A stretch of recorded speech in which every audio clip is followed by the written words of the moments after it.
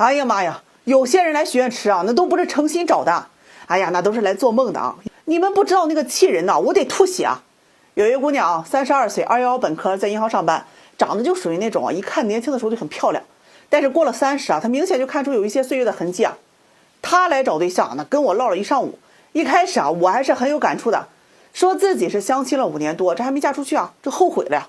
现在是越来越发现啊，女人过了30啊，是特别的不好找对象。25、26岁的时候，好多男孩子啊都主动喜欢她，追求她，给她介绍对象的人也多啊。那个时候工作也好，年轻也漂亮，各类条件好男孩子啊，人家都不缺的。有个男人是公务员，他挺中意，但相处下来觉得这个男方啊，太闷太直男了，不会说话，情商太低。哎呀，两个人拉倒了。转头呢，这个男士啊，没出半年就结婚了，那还给他气够呛。27、8岁的时候，好不容易找了一个自己喜欢的、长得帅的小伙子，谈了半年，又觉得男方家里是农村的，条件太差，也分了。这临近30，相了2年亲啊，也遇到不少条件不错的，有长得帅的，也有家里有钱的啊，这都没谈成啊。不是觉得有钱的长得丑，就是觉得长得帅的没有钱，一心想找个长得帅又有钱的，怎么也找不到。再加上年龄越大，这找对象是越来越差，相到30了，哎呀，这女方家里人就急了啊，让他赶紧找个差不多的嫁了得了。他也决定放低要求，想着合眼缘，有个房子就行。结果这邻居啊，不少红娘给他介绍有房子的，他都看不上。有个男士条件我听了已经觉得很好了啊，人家自己做生意的，1年几十万有了，2套房2辆车，又嫌人家是个大老粗啊，不浪漫。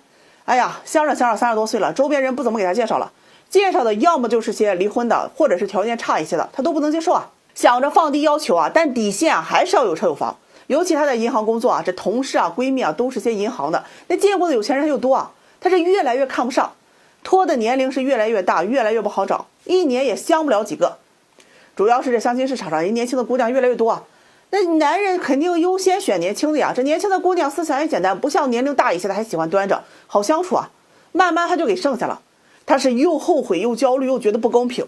我这一听啊，后悔了，那就好办，赶紧安慰啊，没事儿，咱这个年龄也有机会的。问他想找什么样子的，他上来就跟我说啊，我市里有一套房子，价值300多万，但是有100多万贷款啊，就每个月需要还月供7000多，有一辆奔驰车有40多万，年收入在20多万，这个211毕业，哔哩哔哩一顿唠，终于说到啊要找什么样的时候，他说啊，车不能比我的便宜，房不能比我的小，总价不能比我低，年收入50万以上，学历211以上，父母退休金也不能少，长得合眼缘。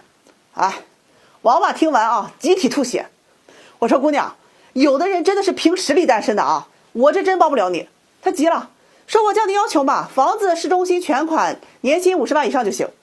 哎呀，这时候我们办公室旁边啊，正好有个姑娘98年的过来，可能送资料啊。哎呀，听见我跟她的对话，他就跟那个姑娘说，姐，我感觉我这要求10万我都不太好找，你咋敢要求这么高啊？人这姑娘听了啊，高啥呀？没钱你结婚就得过苦日子，听姐的，要求高点，你年轻啊，起码得要求30万以上。98年那姑娘赶紧摆头啊，说不行，我自己才6、7万呢，我得找一个1年几万的就行。这大龄妹子一听啊，哎，也是啊，你条件不好，我1年收入20多万呢，我不能让男人比我低了。听完那小姑娘赶紧溜了啊。这大姑娘还在问我有没有合适的，我血压那个时候都已经发抖，已经崩了啊。王八赶紧把我给抬走，远离这是非之地啊。以后35岁以上未婚的，执迷不悟的，没点自知之明的啊，坚决不见。今天我们唠点相亲市场上的真相啊。不知道有些人是在象牙塔里面待久了，没有经历过社会毒打还是怎么地，找对象呢，他总是跟做梦一样。哎呀，要找白马王子呀，白马我给你整不出来啊，那刺猬和王八我有。5年前呢，认识一个姑娘，26岁，普通本科，行政专员啊，性格很好，而且人长得很漂亮。那个时候好多男人都喜欢她，她就是那种男人特别有眼缘的类型。结果5年过去了，那是挑挑拣拣的，谁也看不上。我那门口啊，看门的刺猬都给熬秃了皮了。他挑什么呢？这个男人有钱，但长得不好看啊，长得好看又没钱，哎，找个有钱又好看的，又觉得对方情商不够，在一起不开心。他说自己也不清楚要找什么样的，反正啊，我是觉得他什么都想要，总说差不多就行，其实啊，差一点都不行。好了，现在31岁了，没事就给我打电话说有没有合适的。我说呀，暂时还没有。他说不是最近男士挺多吗？我说人家条件好的呀，一听你的年龄就不想认识了。他又开始后悔啊，说条件差点也行。我问他差多少，他说也别太差了啊，这个长得别太难看，条件别太低，赚的比我高点就行。我说离异的有，他一听就急得哭呀，说自己还未婚呢，不想找离异的，然后就是后悔。可后悔又有什么用呢？在相亲市场上，很多这样的自身条件真的很一般，外貌确实稍有优势的，各种挑挑拣拣。那男人都是看脸吗？你好看了，喜欢你的就多。于是被追捧的过程当中，各种看不上，理由就是对方配不上自己的才华和相貌。好了，终于熬到30岁了，择偶范围呢是越来越小，择偶要求反而是越来越高。他责备我是不是存心不想帮他，挑的都是什么歪瓜裂枣。秉承着凡事留一线，日后好相见的态度我也不好意思把话说的太明白吧。可有些人呢，就是看不清楚也看不明白，自我认知偏差的太厉害了。结婚呢，找对象，你说白了就是要搭伙过一辈子的。如果你本身并非独身主义，内心极度渴望爱情的话，到了30岁你还单身，绝对是要先从自己身上找问题的。我可没有制造焦虑我也没那个能耐。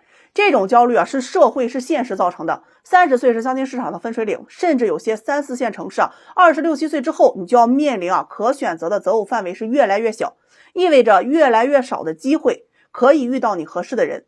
当然，如果你有一定的财富积累程度足以忽略年龄的限制，那你可以忽略我所说的。但如果你跟我一样只是普通人，那么我希望你能够认清现实。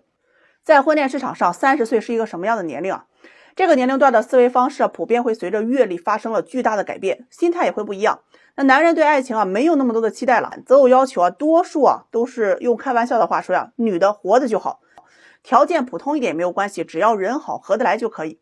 可有些女人呢，更像是一场赌又着急找对象，又谁也看不上。年龄越大呢，不是认清自我，而是认清了现实，觉得这个社会没车没房没钱的是行不通的。好了，开始要求男人买车买房，有存款7位数。还有一部分呢，选择了事业而非家庭的女性由于自身的社会地位财富积累的变化，往往不再执着于寻找物质上能够相互依赖、相互扶持的伙伴，更加追求灵魂上的这种灵魂伴侣，一起度过余生。这种择偶观呢，比要车要房要存款的更难找。说句现实一点相亲市场上并非只有你一个人，越是优秀的男人眼里他们越想要找一个年轻漂亮的，他们更加愿意看重的是女人的性价值，而不是经济价值。所以女孩子你要学会聪明一点，只要你进入到相亲市场上，一定要在你有限的年龄红利期里面去找到你合适的人，千万别再错过了青春追悔莫及，别再做春秋白日梦了。忍一时，风平浪静；退一步，含恨。相亲圈里有句话，我觉得说的很形象，而且也很讽刺人叫见过蓝天的雄鹰，怎么会爱上没有翅膀的草鸡？你搁大城市待过，你就看不上那农村的小破屋大城市里坐着方便尿马桶，农村里你那蹲着那茅坑，心理落差那么大吗？这叫从俭入奢易，从奢入俭难。有一姑娘给我打电话咨询我，哎呀，她又纳了闷了，为什么相亲180号了就是找不着对象？她问我是不是她择偶要求很高我一听完，好家伙，真的迪拜王子估计你都得瞧不上。这姑娘很漂亮身高在170左右，身材很好，自己开了个培训班，哎呀，是学音乐的，从大学开始就没缺过男朋友。这有的男朋友呢给她买包有的给买化妆品有的管吃管住管旅游最后谈了一位大了10多岁很有钱的男朋友，过了一段高于其能力地位的生活，两人一度谈到了结婚论嫁。当然时间不长这位很有钱的男朋友承诺给她婚前买套别墅，再给她100万的彩礼，她很是激动哎呦，觉得自己的人生终于到达了一个巅峰找到了一个好的归宿。谁知道两人就谈了有不到2个月这位名都不全的男友提出了分手，理由是家里不接受他的工作。他就很无奈很伤心觉得房也没了100万礼金也没有了。你要知道，这有些人经历过高山明月，他是看不起那小桥流水的，被迫年龄大了，马上30了，那开始被家里人安排相亲见了不下是几十位没有一个合适的，那一个个理由都可以出书了哎呀妈，都赶上我想出那个相亲那些事儿了。有的呢长得是跟李逵一样5大3粗，一点都不阳光；有的个子太矮，生个孩子他都得操心孩子基因不好；有的呢对他太抠吃个饭都得点个盒饭的；有的不是自己条件差的，就是那爹妈穷的。难得自己喜欢那么1、2个，哎呀，不是嫌他年龄大，就是觉得他性格高傲不主动。反正这一年相的是没有一个合适的呀。我问他你到底想找什么样的他说要对他好的，条件好的。我问他什么才算是条件好的，他说起码是有车有房没有贷款，存款得有个7、8位数吧。哎呀，我一听姐们儿，现在多少人拿着几千块钱的工资，怎么可能会存下那么多钱他说我前任多么的有钱呀，哎呀还要给我买房彩礼要给我定了100万了，我要这种条件的。听得我反问这个姑娘，那最后为什么人家没娶你呢？她就有些结巴，哎呀这个那他是爱我的，只是家里不同意。听完姐妹儿，真的你这个自我安慰自我洗脑也不是这么个事儿啊。他说我怎么自我安慰了，他就是爱我的呀，不然怎么愿意出那么多的彩礼，我们还一起去看房子嘞。大家来听听啊，这就是为什么海王就那么招女人喜欢啊，因为会画饼啊。我是真无奈啊，姐们儿，你是一点都看不清楚问题的本质在哪里。有钱人谈恋爱往往先看重的是他们的短期特质，比如说年轻貌美一推倒，对吧？可这个特质呢，多数人都会随着年龄的增长以指数级的速度消失的。也就是说呢，有人找你谈恋爱，刚开始可能会喜欢你的肉体，在一起之后他会喜欢你的性格，之后呢他会喜欢你的才华，再之后会喜欢你的灵魂。如果你只能提供肉体上的满足的话，那只能是短则关系，结婚娶不娶你那是要看长期特质的，一定是要看你的性格、人品、修养以及能力，还有你的家庭背景等等，因为那是一辈子的事儿。也就是说呀，倘若你依然没有具备那些让他可以长择你的特质，你依然找不到的。这就是大龄剩男剩女为什么越来越多的原因。你眼里的择偶要求啊，是远高于实际你的特质的。那呀，眼里就光剩眼屎了。这姑娘听完呢，起初表示不服啊，最后也被我说的是服服帖帖的。我倒不是看不起她，而是见识层面的东西啊，总不能我跟你说公司人事管理的培养方式，你回答我三姑六婆谁家生孩子，这真的是有点沟通不来啊。尤其是奉劝那些曾经谈过很多优秀男人的姑娘和谈过那些漂亮优秀女人的男人，把过去都放一放吧看看自己现在还能不能配得上。你到底是见过蓝天的雄鹰呢，还是扑棱蛾子的家雀，对吧？人总是要有点自知之明，大白天总做梦，那不干活吗？